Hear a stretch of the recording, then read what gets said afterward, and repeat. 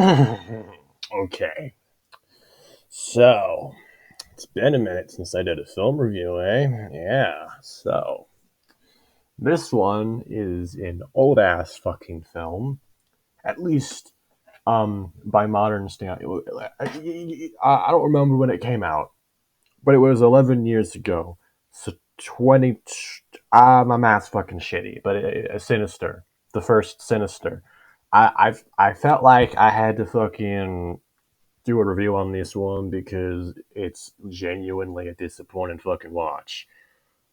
It's really fucking disappointing because on the one hand, you have this really unsettling and spooky and outright disturbing setup that gets utterly ruined by the film's decision to explain everything and just have the ooh jump scares everywhere. And fucking hell, the ending is so fucking bad. It's ridiculous. I should start from the beginning. Obviously, that's what reviews do. Oh, and by the way, I'm spoiling the fuck out of this bitch because the film is over a decade old at this point. If you haven't seen it, it's your own fault. So, yeah. Film starts out with a scene of a family being hung, and it's extremely effective at setting the atmosphere and making you feel like you shouldn't be watching the film. Rarely, if ever, are films able to conjure such a feeling of, I shouldn't be watching this. But Sinister certainly pulls that off with the very first fucking scene, before even any of the characters are introduced. But then, the characters are introduced. And basically, Ethan Hawke plays this writer dude, and he's there to write a book about the crimes that have taken place in this house.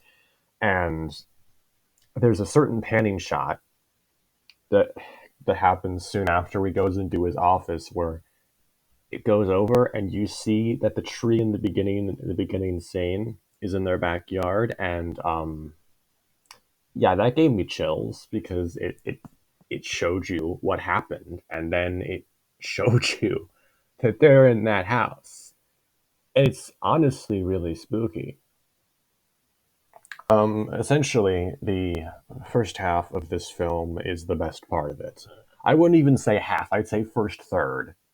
Um, Essentially, what happens is Ethan Hawke's character, I don't remember his name, he finds these Super 8 reels. I think they're Super 8, in his attic. They're celluloid, basically.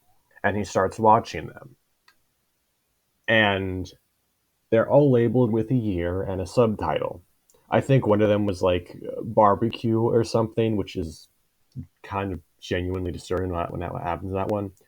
But basically, he starts watching these films, these little snuff films that the murderer made, and he finds out that they're snuff films made by the murderer. So, and like several of them take place in the house that he's in. A few don't, but they all feature the same sort of similar things. And he starts noticing within the film this figure in all of them. In one of them, he's underwater in the pool, and like, I'm just saying, the first third or first half of this film is genuinely effective and really good at setting the atmosphere and making you feel disturbed. But there is one scene that everyone points to as being the pinnacle of this, where the lawnmower scene.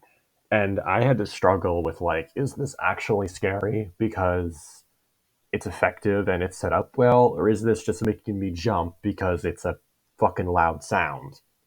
Which that's where the film falls apart.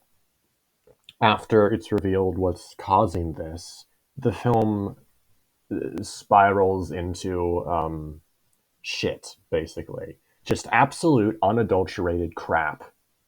The second that we find out that the thing behind this is this Mesopotamian or Babylonian demon called Bogul, which is the shilliest fucking name I've ever seen or heard for a spooky monster in a film before. The film goes downhill really fast. They start introducing these fucking ghost children that just walk around, and for some reason the protagonist can't see them. And then the jump scares, the fucking pointless ass jump scares happen that are not diegetic at all, and they're only for the audience to be afraid. And then the fucking final shot is just so fucking shit. Like, ooh, spooky face. It turns out you've been watching one of the snuff films this entire time. Ooh, so scary. So yeah, it's disappointing. Overall, Sinister is a really well set up and really affecting, at least for the first half or third, horror film that shits the bed in its last act. Shits the bed fucking hard.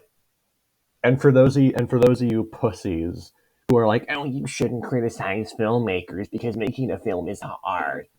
Yeah, sorry, Chris Stuckman. Your fucking philosophy towards that is so fucking stupid. Just oh my god. I'm just gonna say one thing about that video he released recently. This doesn't have anything to do with the review, but I'm just gonna say something quick. Chris, if you're so fucking scared of critiquing other filmmakers' work, save yourself the embarrassment and stop calling yourself a critic. Stop making reviews. How about you fucking release the film that you made, Chris? How about that?